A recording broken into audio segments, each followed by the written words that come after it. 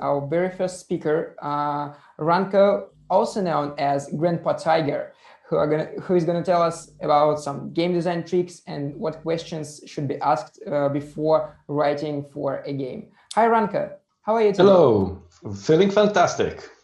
So, before we start, I have a very tricky question for you. So, how do you feel? What game influenced you the most before you have started working as the mentor and coach for game designers? Oh, wow, that is a tricky question because my journey into gaming started on a little black machine with plastic or rather rubbery keyboards, and it was called ZX Spectrum. So, one of the most influential, I would say, developers for me was Mike Singleton, who created wonderful games such as Dark Scepter and Lords of Midnight. And basically, he taught me the most about narrative design and game design because his games were able to tell a lot of stories without any text.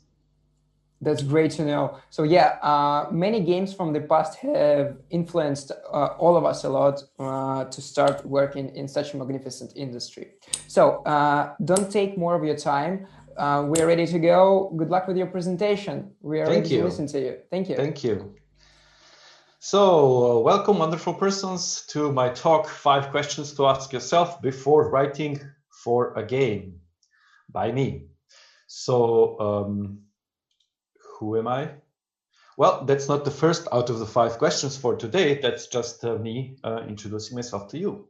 So, my name is Ranko, as you've seen, and my nickname is Grandpa Tiger because I'm old and wise, obviously. And yeah, so I began my journey as a game journalist, and then I joined a team as a game designer. But then I learned that my superpower lies a bit elsewhere, so I moved to be a game producer. However, since I do come from a writing background, I'm a published author with several books out there and countless stories.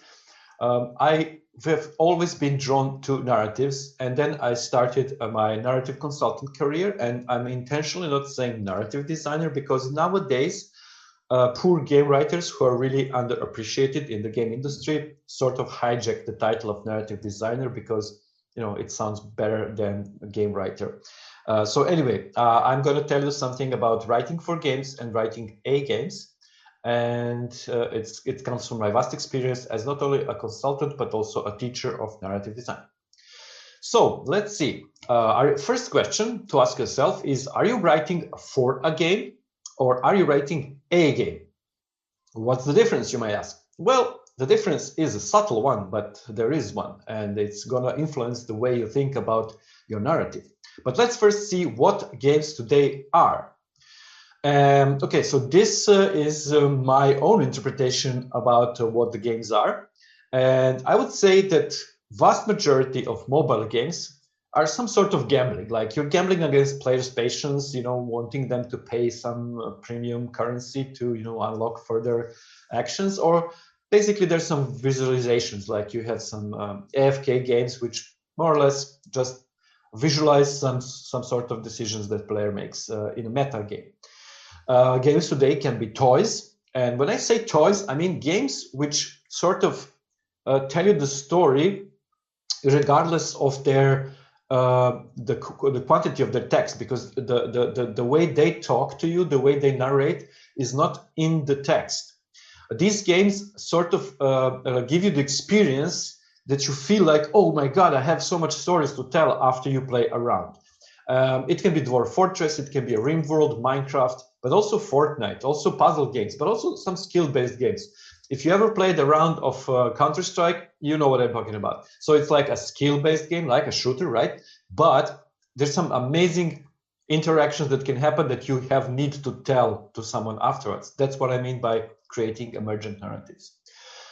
More or less, all the other games are narrative games or games that require a narrative. But still, writing a game, when we say writing a game, we think about a game book or interactive fiction, choose your adventure, visual novel, or some title like that, because these games are not only powered by narrative, but we read them as a part of gameplay. So if you play a choose your own adventure game, you read, then you make some choices, and that's the gameplay.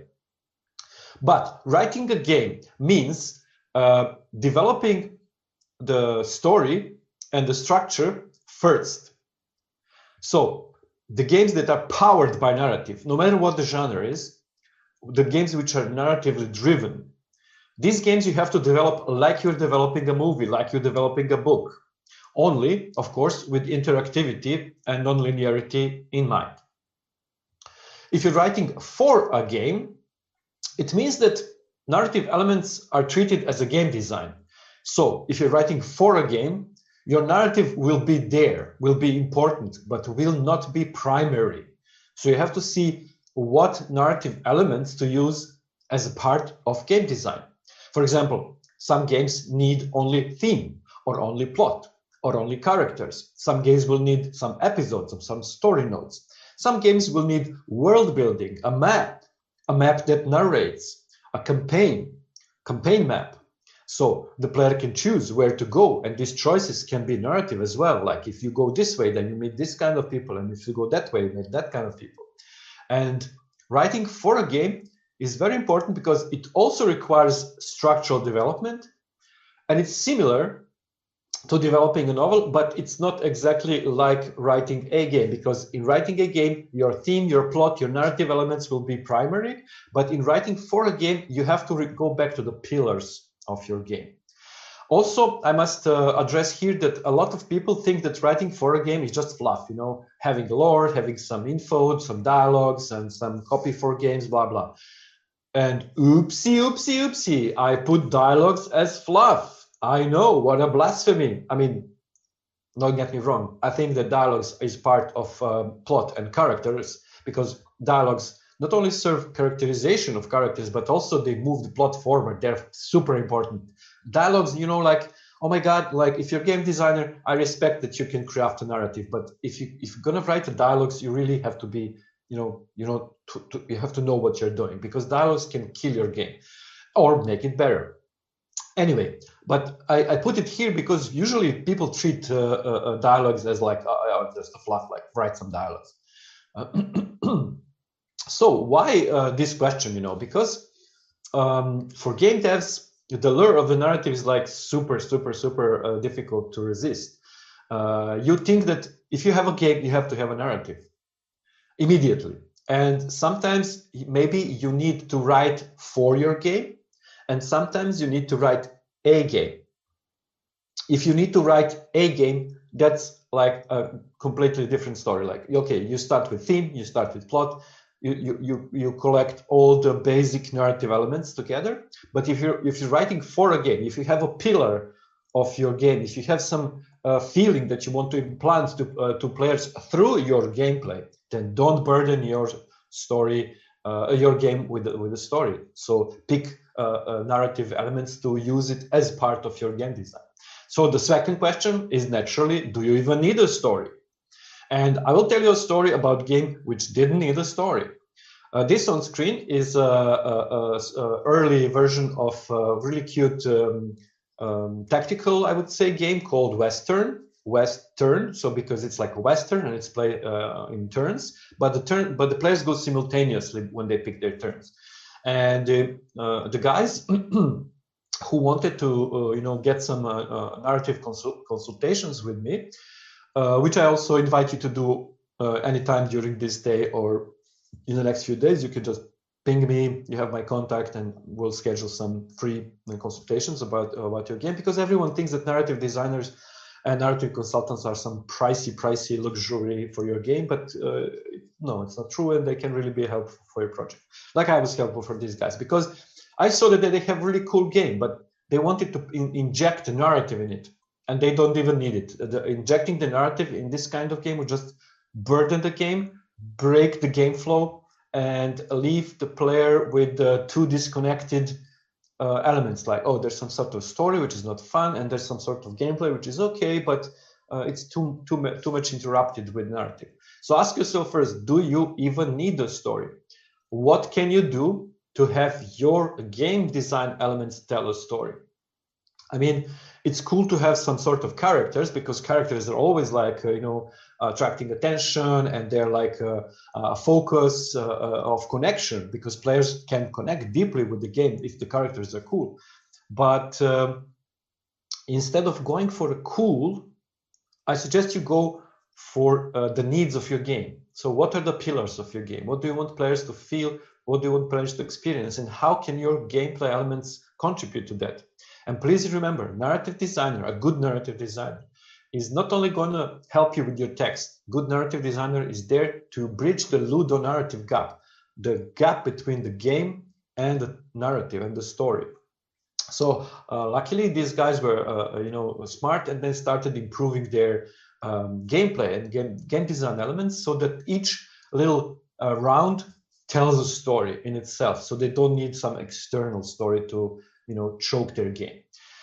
So as I said, pillars of your game. For those who are not familiar with this term, the pillars of your fantasy, or pillars of a game, is answer to the question, what kind of fantasy are you providing? So what's the player gonna experience? What the player is gonna feel or think? When you design a gameplay, when you design your game, that's when you design what will player do, how will player interact with your game. But before that, you need to know what experiences you want them to have. Do you want them to feel like a big boss? Do you want to feel like a super hotshot pilot? Do you want them to feel like a lonely rock or something? And then you can only start to craft your game in a better way, because then you will know what kind of game design elements you need to address these feelings, to address these experiences, and also do you need a story, because not only game needs a story. So what game design elements support these pillars, and what game elements are there just to be cool? And the rule of the cool is really nice, but it can also destroy your game. Don't go for the cool, go for the things that reinforce your pillars. So maybe you can also explore, okay, so my game doesn't need a story, but doesn't need some narrative support. Maybe. So if you look at your game fantasy pillars, you can see, aha, I have a narrative elements that can synergize. I can have fluff elements that complement the game, or I don't need nothing at all. So yeah, be careful to explore this kind of thing. When I'm talking about story elements, what are these story elements anyway? Story elements are theme, plot, characters, world building, or the setting, because world building is like a geography of your world, and setting is how it translates into culture, events, people, history, all these riches that make world building so exciting for everyone. Episodes, I mean episodes of a story, which can be connected in a flow or just interconnected in some special kind of structure. Speaking of structure, there are narrative structures and narrative strategies that you can explore, like is your story linear, non-linear, how does it flow, does it cycle, does it repeat itself, is it based on a hero's journey, is it based on a semiotic square? There are a lot of structures. There's like a whole lecture just on structures. So let's start with characters, because characters are like the immediate thing. Like if you go to any indie development group on Facebook or whatever, Reddit, everyone's like, oh, here's my character. What do you think about my character? And people assume that if they draw a character, then that it's enough. You put this character in a game, and that's enough. Well, it's not enough, because characters are important. They are focus of your game, but they also need to have some anatomy, something that will make them believable, that will make them like more than just a drawing. So when I say characters, I think that a lot of game designers and game developers in general start with characters, but then you need to know what makes the anatomy of a character, the character's motivations, the character's goals, the character's ethos. And all these things can only be explained and explored through the game, through the gameplay. So characters are super fun, super important, but they are not the standalone element. They are part of your game design. That's why I say, ask yourself, do you even need story elements? Maybe your game doesn't even need characters. Maybe your game needs characters who are not humans. Maybe your characters can have, avatars. But also, don't get mistaken, avatar is not an empty vessel. Character, which belongs to the player, he's not an empty vessel. It would be like asking someone to read your story and then supplying blank pages, and they're like, okay, well, use your own imagination, fill in the blanks. So don't do that. The characters need to be defined, even if they're avatars. There was a great story about the Doom guy, Doom guy, the masked warrior from the Doom. They wanted to make him completely, like blank, so the player can feel the shoes of this Doom guy. And now we don't even know nothing about this Doom guy. He just, a Doom guy. We forgot how he looks. We can barely distinguish him from some other sci-fi warriors who appeared afterwards. So yeah, be careful to your characters. World building or setting is something that, again, I used it before the theme and plot, because for game developers, the world is like obvious thing. Like, okay, my story needs to be happening in a world. And then they build levels, then they build maps, but never forget that this is also a story element. This is also a game design element. So you need to see what kind of world fits your story, what kind of world fits your gameplay. If it's going to be, a tight chase with cars, of course, it's going to be urban setting. Also, mind you, the setting is something a bit more than world building. So world building is like layout of the level, layout of the campaign map. But setting is giving answers to all the fun questions, like who lives there, what do they eat, what do they drink, how do they have fun, what's their culture, what's their history, how they're gonna interact with different events from the world, how are they gonna interact with the player interfering in the world. As we all know from the GTA series, the big fun of the series that everyone else seems to be reacting to the player's action, people being scared, running away, calling the cops or whatever. So world building, super important story element, but also needs proper development and needs to be put in the structure, like starting again from the pillars of the game. Why do you need this level? Why do you need this culture? Why do you need this? How does it support your fantasy pillars? Or if you're writing a game, okay, world building is part of the story, and the story is explanation or proof of your theme. So how does your world building connect to a theme? Speaking of theme is something really inherent to writing a game, so a full narrative approach, because a theme is basically whatever you want to tell to players. And if you're going to tell a story, the first thing that everyone's going to ask themselves is like, why are you telling us this story? Why not telling us some other story? Why is this story so important to you? That's why it's very, very important to know, what are you going to create? What are you creating? But also theme can be a part of the game design. For example, a few days ago, a guy says, okay, I need a narrative for my game, and it's a racing game. Like, okay, what kind of narrative would you like? I don't know. I just feel I need a narrative. Okay, calm down. So what's your gameplay like? Well, it's about driving. Okay, but what kind of feeling does your player get when they're driving? Do they feel super fast? Do they feel super dangerous? Do they feel chill and leisure? And then it dawned on him that his game doesn't need any story, it doesn't need any narrative, but it does need a theme. So if your gameplay evokes the feelings of calm and chill, then the theme of your game is like, enjoy the nature. What if you just could drive and enjoy the nature? A theme can be a question like that. Yeah, like, what if?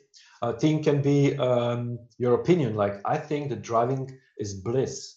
And then you can make a racing game, driving game with a theme. No story, no characters, nothing. Your character is, you driving the car. But the theme can be a really powerful story element, and you can use it, to your advantage, even if you're writing for a game. Plot, obviously, is like, what's going on. How do you illustrate the point of your theme? The plot proves that, you know, whatever you want to say is gonna happen. Like, I don't know, if I tell you like water is bad, then my plot would be like two guys walk next to the swimming pool, one falls down and drowns, you know, see, water is bad. So also when crafting a plot, a lot of people is like, you know, they want to go bonkers, like, oh, plot, you know, oh, events, happenings, you know, many crazy stuff. But again, starting from theme, plot is easy to craft, or starting from a pillar of a fantasy. Like if you're writing for game, maybe your game needs a plot. Like, I don't know, Mafia 3, wonderful plot. Or I don't know, we have some strategy games that have some plot that, okay, this is why we do stuff we do. So plot, super fun and super important, and it can be just a narrative element. It doesn't have to be like, it doesn't have to be enslaving your game. Episodes. A lot of stories can be told through little clusters of episodes. Maybe your game doesn't even need an overarching plot. Maybe it just needs episodes. You're running a live ops game, forget about plot. The plot has ending. You know, last thing you want in your live ops is to have something that's like a finishing ending. Episodes on the other side, you know, TV series, thousands of seasons, you know, thousands of episodes. So if you structure your narrative for your game, then you can use just episodes. Episodes also have their, you know, intro, their peak, their drama, their ending. So, but they can be repeated over and over again. So episodes are really cool thing to inject in your game if you don't need a fully designed narrative, but you just need something to, you know, as a story element to support your pillars. Narrative structure, narrative strategy, that can also be fun. You know, you don't have to craft the whole story, but you can like have time traveling game design or time traveling mechanic, and then you can say, okay, my story is gonna, or whatever is gonna, you know, be told backwards, and then you don't craft a plot or theme or whatever, but you can use just the structure, the flow of the game, flow of the story. So basically, narrative structure can be really powerful story element. For example, there was an old Russian game called Silent Storm, and basically the whole game was like a bunch of levels where you go and, you know, meet your enemies, outsmart your enemies.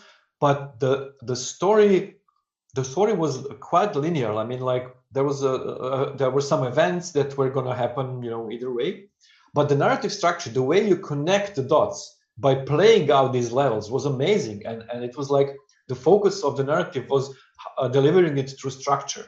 So again, sometimes you don't, if you're writing a game, then you need structure right after you have your theme and plot in place. But if you're writing for a game, then sure, just you can pick a specific structure to be your thing in a sense of narrative. Okay, now we got to the difficult question, and that's like if my element is good fit for my game. That's like a question I get all the time asked. Yeah, like, oh, I have I don't know, a giant banana with you know, bunky tail, and is it a good fit for my game? Or I don't know, I have my character's initials are JC, and you know, he's descending into hell. Is it like okay for my game? I even once gave a lecture on like how to craft your characters, and in the end, the guy said, "Okay, I understand everything, but my character is an airplane. How does it fit? You know, how does it fit my game?" So yeah, quite difficult thing how to recognize if any element, game design or narrative element, fit your game. And that's why the guy on the screen is holding a compass, because as you maybe recall from the movie, the compass is gonna tell you where something you desire the most lies. So the $10 million question is, what do you want to create? Because only then we can tell you if an element is a good fit for your game, and then only you can learn how to recognize if the element is a good fit for your game. Only if you know what do you want to create.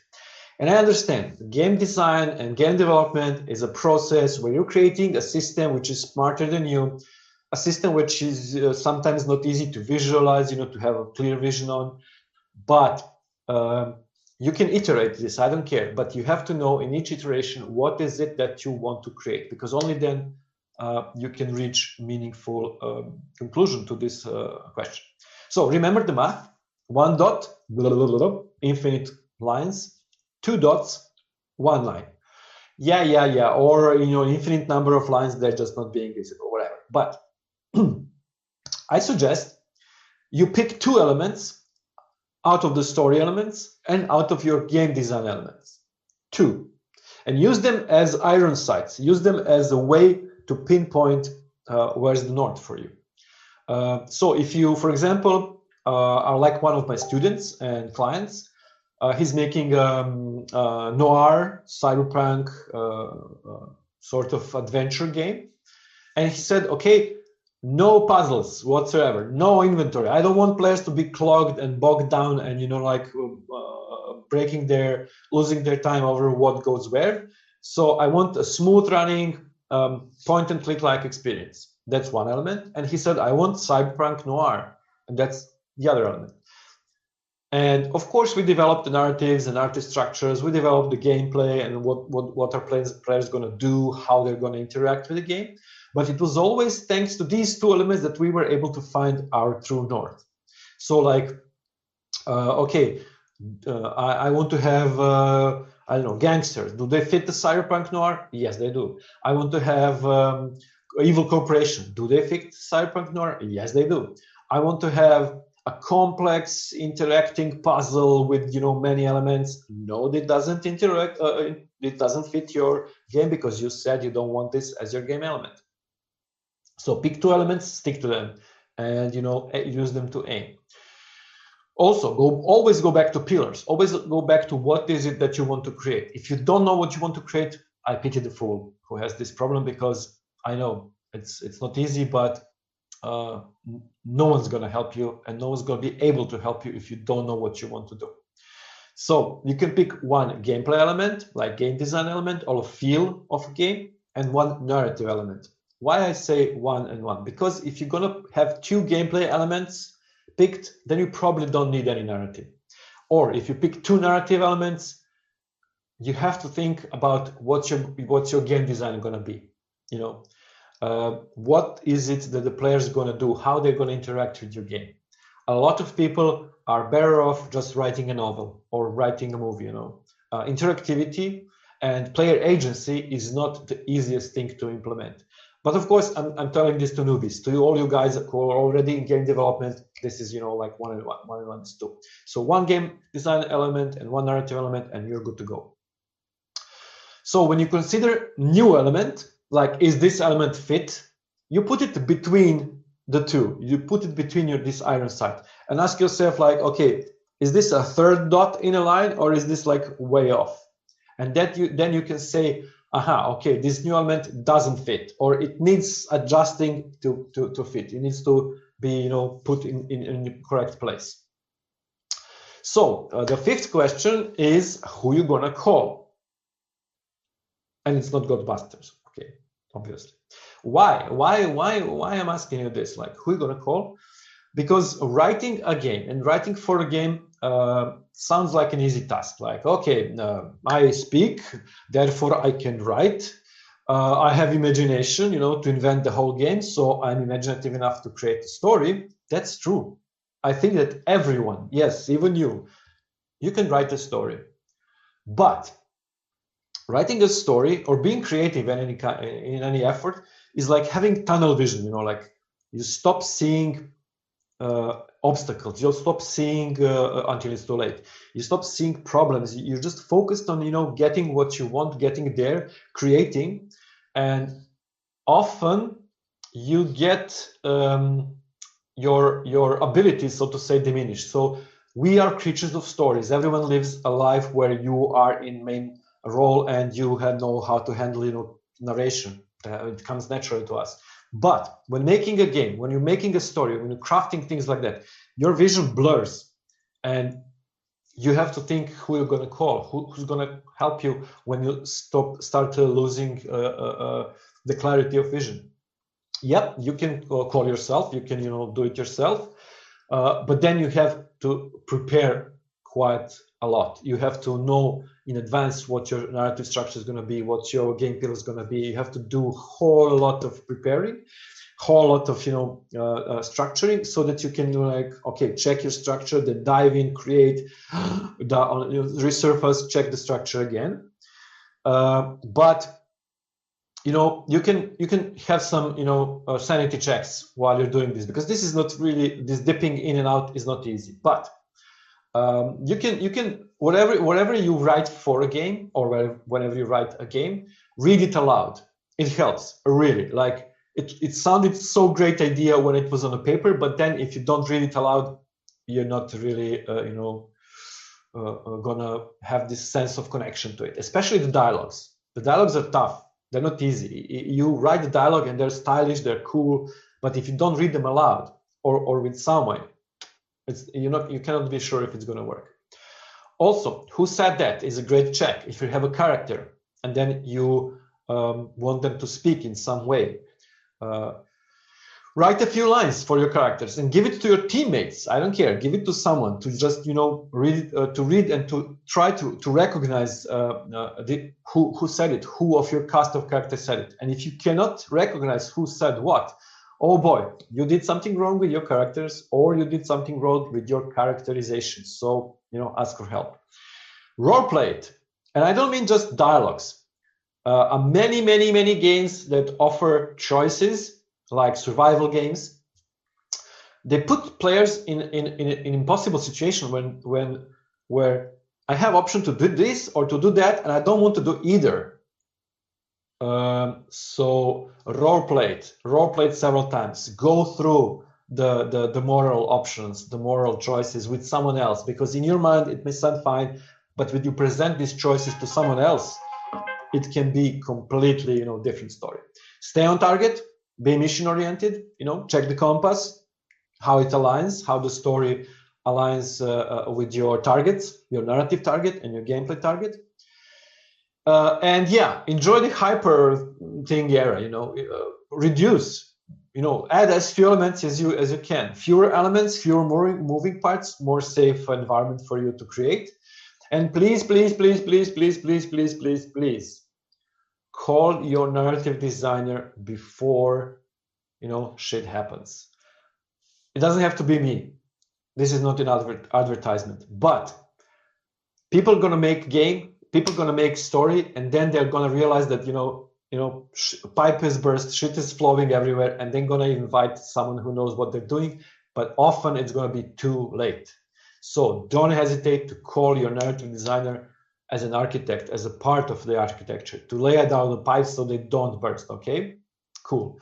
So here's my contacts. Here's my code for the my web design, or if you want to schedule a clarity call, you have these free consultations. And in the meantime, yeah, feel free to ask your questions. And I thank Igor for inviting me here to speak with you now. Thank you very much, Ranko. This was such a great talk. Thank you for highlighting the important things about narrative design, what questions should be asked. We have like the Blueprint audience here in the chat. Everyone's like discussing so many great things. So guys, if you do have any questions for Ranko, which we can discuss right now, please feel free to post them in the coming minutes right now while we are doing this small Q&A session. So before we go for the questions which we're going to have from the audience, Ranko, how do you think, what should a person do to obtain narrative designer skills? Are there any specific books to be read, or any games to be played, or maybe some video materials should be watched? What are your personal recommendations about that?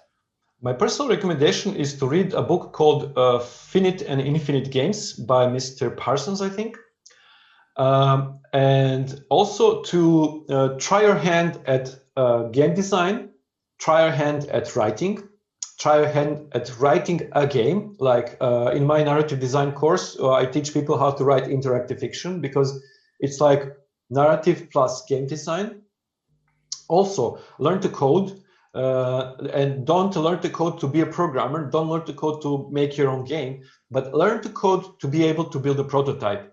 Programmers are really precious, and they really appreciate you more and listen to your ideas and contribute to ideas, because programmers are quite clever guys. They can see right through the problems. They can recognize where the problem is going to arise if you're trying to make a game. So if you're going to be a good narrative designer, a really valued asset to your team, do write a lot, make a lot of games, write a lot of games, and learn some coding. Save your programmers some time, and present them with a prototype as fast as possible. Thank you very much, Ranko. That's great notice. And people are asking here on the chat, how did you start as narrative designer? Do you have to be a professional writer to get this role for somebody else? So it's very curious to know. Becoming a narrative designer nowadays is quite difficult, because when I was starting, I was reading up on people who are narrative designers, and it turns out it's people who know people. Like, every narrative designer out there was like, I don't know, I was just invited because I'm famous already, or I don't know, I already have some connections in the gaming industry. So the initially narrative designers were some elite, so to speak, guys, and that's why poor game writers adopted it now, because like, screw this, no one appreciates a game writer. You're just some guy who's just writing for some fluff stuff.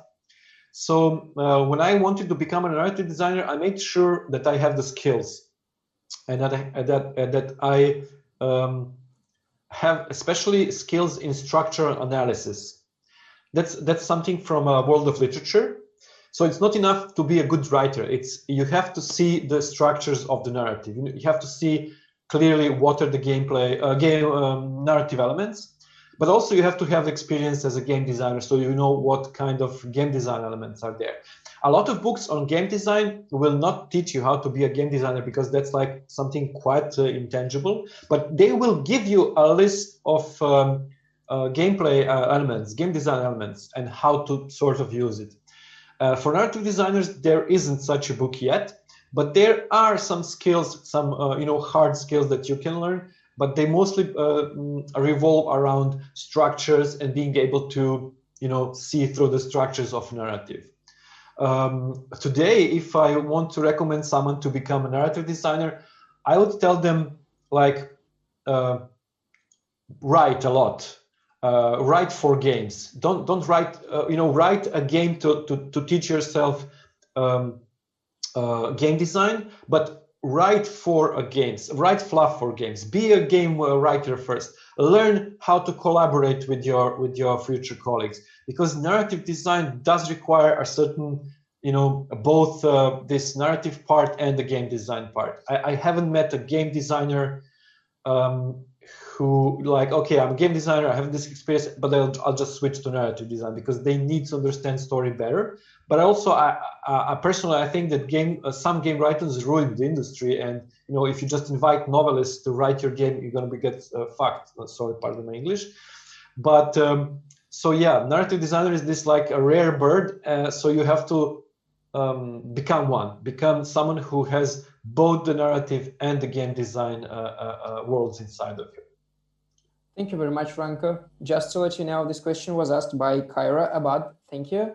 And we do have more questions. We actually have a lot, which is great. Thank you very much, guys, from the audience, from the chat. So I will try to follow as many as we could. So the next one is from Santiago, and he asks, how do you find inspiration and how do you test your writing skills? I don't work with inspiration. I don't believe in inspiration. Inspiration is something that's going to get you high, inspired to see things. And then when you crash, you're going to have a writer's block. I work with themes. I work with plots. I work with elements. I work with structures. If you're going to be a professional writer, never, ever, ever, ever rely on inspiration. Inspiration is going to destroy you because writing a game or writing for a game, you need to produce. You need to, iterate. You need to write a lot. You need to combine your writing with someone else's ideas. So inspiration is forbidden. Don't do inspiration, please. Next question. Thank you very much. So you're saying writing for a game is more a craft than an art, right? Writing for a game is more craft. No, it requires more craft than art, but it is an art. You in the end you have to write something. So yeah, what I wanted to say is that it's a bit more difficult, more challenging, because it's not only about your writing; it's about how it connects to actual gameplay. Sadly, today in game studios, writers are separated from game designers at best, or like a game designer will be a writer at worst, and then there's all kind of troubles. So yeah, it does require more craft and more skill, but at the end, it's also writing, it's also art. Yeah. Thank you very much. The next question is from Hamid, and so it's a very good one, I think. So, what's the fastest and most reliable way to validate the quality of the story? For example, Hamid has a few storytellers who are helping him with his game. So every time he shares the story with anyone else, new aspects and improvements points show up all the time. So is he on the right track to listen to all these improvements, or is there a point where you should just stop? I don't believe in crowd-funded or crowd-sourced creativity. I believe in expert. Call me a Sith Lord, but I believe in like one master, one student. So, but the focus of his validation should be what he wants to create. What is your theme? What is your plot? What is your character? What is your world? Do they align together? Do they fit together? There is a great story by Chris Crawford, who was conducting playtesting for his game. And one of his playtesters complained. He said, "You're asking me all these questions, but you don't want to take my suggestions." And he said, because I know exactly what I want to create. I just want to see how well I crafted it so far. So basically, if you're not sure what to do with your story, how to improve it, or does the element fit or not, then you're in trouble. Then something is lost on you in sense that you're not sure where you want to end up, where you want to travel towards. So I would suggest to like take a step back, make sure that you know where do you want to go with your story, what do you want your players to feel, to experience, to just go through, and then pick two elements of this, like a plot and the characters, or characters and the world, or whatever two elements, and then stick to them, stick to trying to align them, because many writers will give you many suggestions, and they're going to be great suggestions, and some of them are just, even they're great suggestions, they're not good fit for your story. So you have to start listening to your own compass, your own internal compass, and it's what do you want to make, and then you can see, okay, I have a vision. The feedback I give shows me that I'm a bit off maybe, but never use anyone's feedback as your creative, direct creative input. It can be dangerous, especially if you use several of the writers.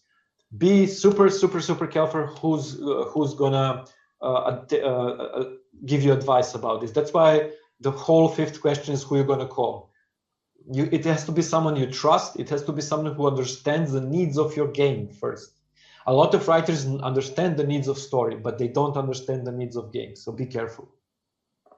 Thank you very much. And the next question is from Valeria Naumova. Hi, Valeria, by the way. Hope you're doing great. So, Ranko, what's the difference between a game writer and a narrative designer, if there is any? Yes. A game writer is someone who is an expert writer, and they can write for a game in sense of fluff. They can write a text for a game. They can create elements for a game. But narrative designer is there to craft the structures, to craft these elements so that they combine well with game design. So basically, I wouldn't let a game writer suggest how to connect the gameplay and story, but I would rely on a game writer. In fact, I do, to write the dialogues, to write the copy, for game, everything that's involving text. I will trust the game writer to write the fluff, some lore, whatever. So game writer is someone who's really writing.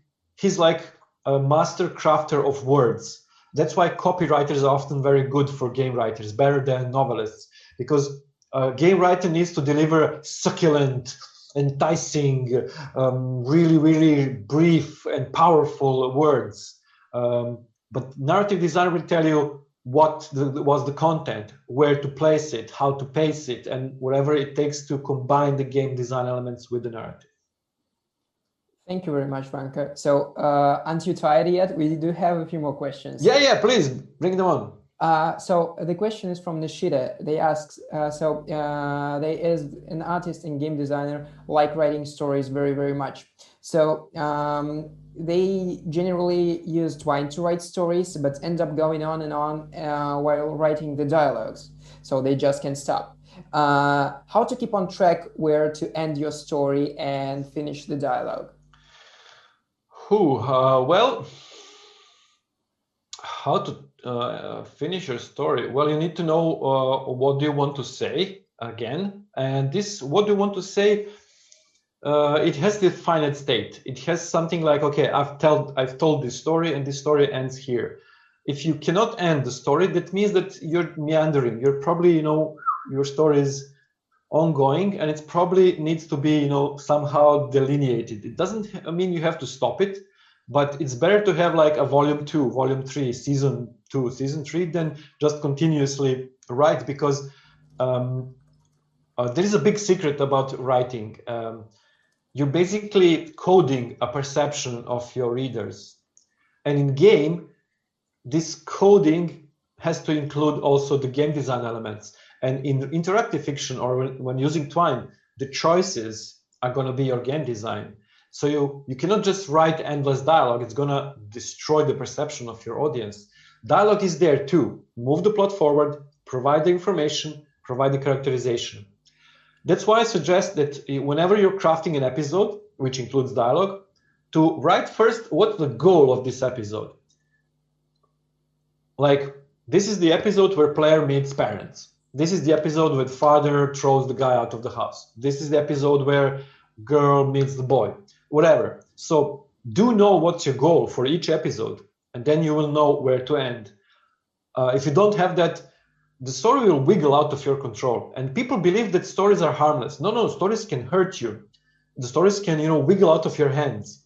The stories can seriously hurt you. Like, you write these nice dialogues, you give all your heart and soul, and it's not good.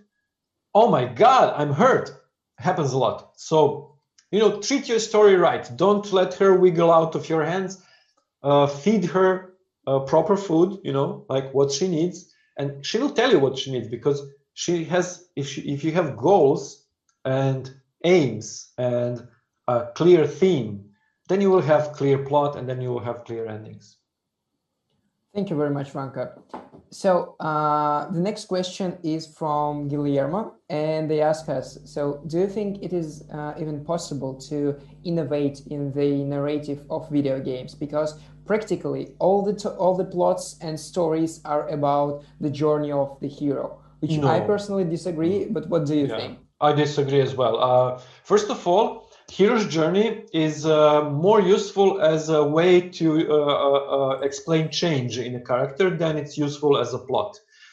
Personally, I think that Semiotic Square is much more useful for games. For Semiotic Square, for those who don't know, it's like a Cinderella storyline. She first isn't a princess and doesn't look like princess, and then she looks like a princess, but she isn't a princess, and then she goes back to not looking like a princess, but she could be a princess, and in the end, she is a princess and she looks like one. So this kind of simple plot is quite cool for games, and I don't see it often, but it's very powerful because it allows your game to be breathing, with both lungs without being pressured by the story. Let me tell you this: writing can destroy your art. I mean, ask theater. The theater suffers under the pen of writers for thousands of years, and it almost destroyed theater as a medium. So I think games are a bit more resilient. Games already shook off writing as being someone commanding. But I agree with the question in the sense that there are so many more structures which are possible to us nowadays, that we have interactivity and non-linearity that can not only be crafted by us, but also crafted from contexts.